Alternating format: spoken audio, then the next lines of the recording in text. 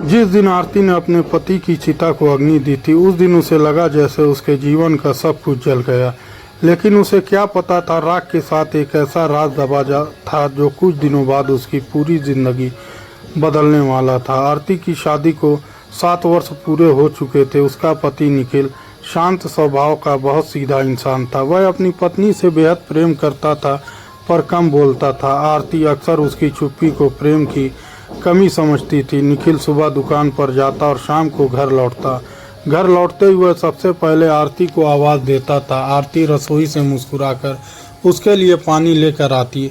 उनकी छोटी सी दुनिया में बहुत बड़ी खुशियां नहीं थी, फिर भी दोनों एक दूसरे का सहारा बनकर खुशी से रहते थे। निखिल की कमाई सीमित थी, मगर आरती कभी शिकायत नहीं करती थी। वह कहती थी कि साथ रहने वाला इंसान धन से बड़ा होता है। निखिल उसकी बात सुनकर चुपचाप मुस्कुरा दिया करता था। एक रात निखिल ने आरती के हाथ अपने हाथ में लिए। उसकी आंखों में उस रात अजीब सी गंभीरता दिखाई दी। आरती ने पूछा कि आखिर वह इतना परेशान क्यों है। निखिल ने कुछ देर चुप रहकर धीरे से कहा, अगर कभी तुम्हारे साथ ना रहूं तो खुद को मत तोड़ना। आरती यह सुनकर तुरंत नाराज हो गई और उसका हाथ छोड़ दिया। उसने कहा कि ऐसी बात उसके सामने दोबारा कभी ना करे। निखिल ने उसकी आंखों में देखकर बस हल्की मुस्कान दी। उस रात आरती नहीं समझ सकी कि वह इतना गंभीर क्यों था। कुछ ही दिनों बाद निखिल अचानक से घर से चला गया।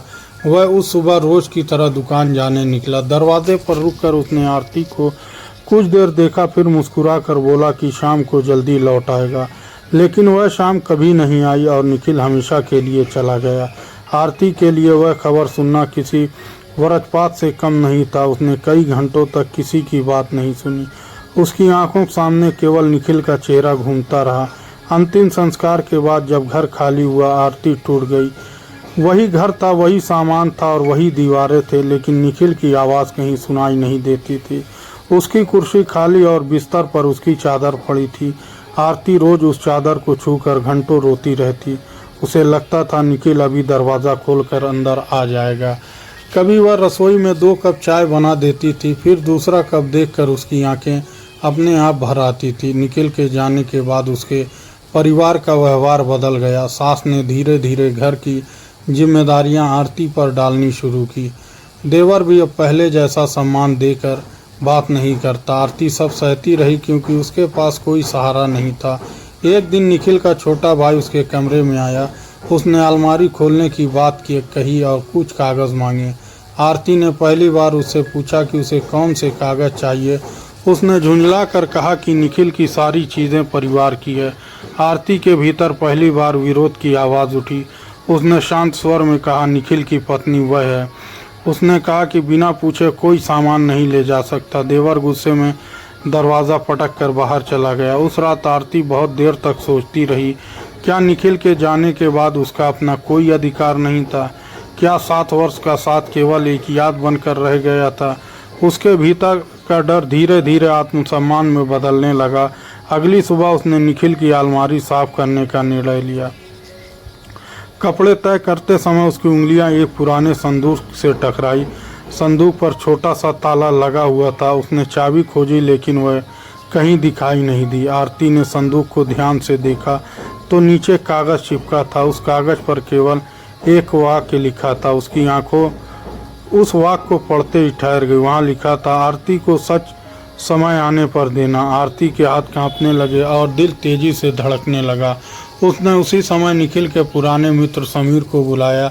समीर वर्षों से निखिल का सबसे भरोसेमंद मित्र रहा, लेकिन संदूक देखकर उसके चेहरे का रंग भी बदल गया। आरती ने उससे पूछा कि वह इस संदूक के बारे में जानता है। समीर कुछ देर चुप रहा और फिर नज़रें झुका ली। आरती ने पहली बार उसके चेहरे पर डर देखा।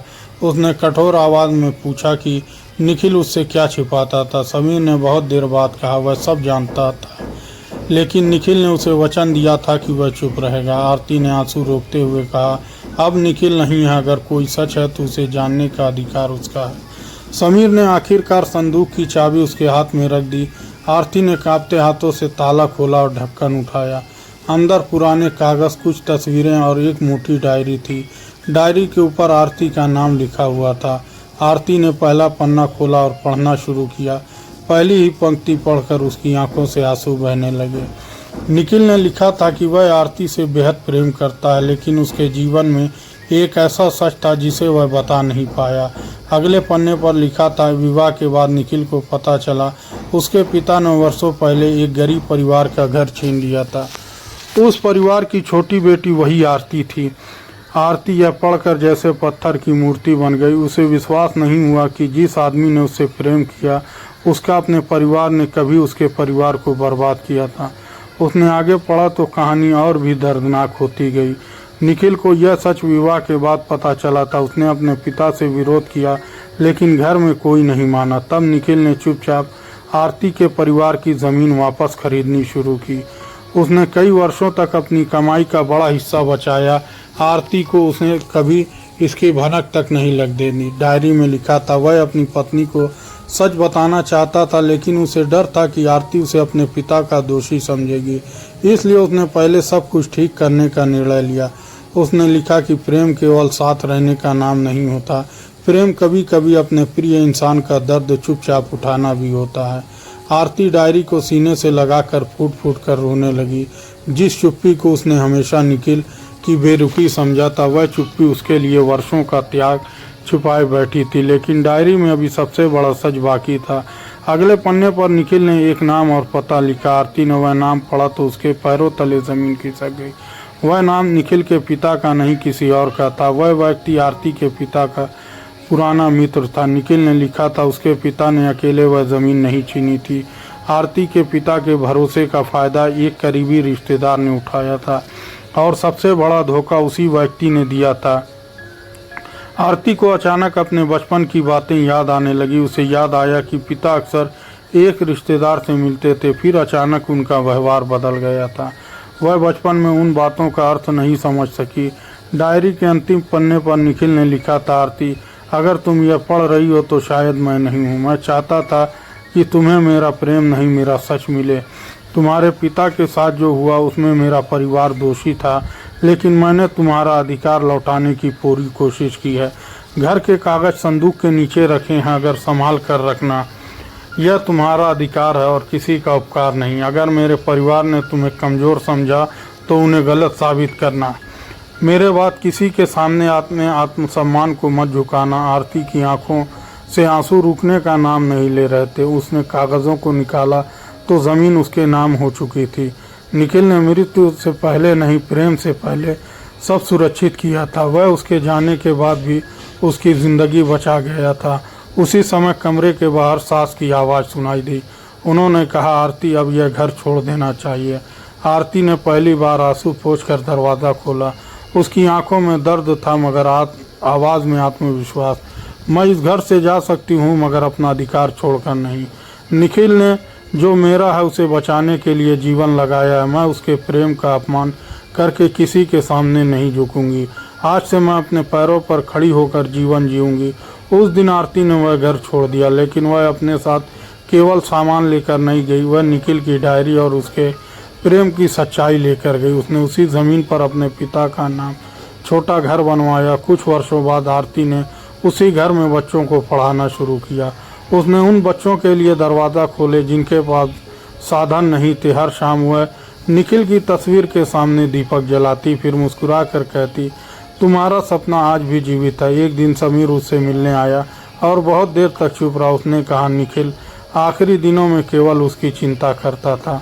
उसे डर था कि आरती उसके बिना खुद को अकेली समझेगी, लेकिन उसे विश्वास था आरती एक दिन मजबूत बनेगी। समीर की आंखों में पछतावा था, क्योंकि उसने सच छुपाया था। आरती ने उसे माफ़ कर दिया, लेकिन एक बात ज़रूर कही। उसने कहा कि किसी का विश्वास कभी बोझ नहीं बनना चाहिए। सच देर से मिले फिर भी झूठ से बेहतर है। रात को आरती ने निखिल की डायरी फिर खोली। अंतिम पन्ने के पीछे एक छोटी सी तस्वीर रखी थी।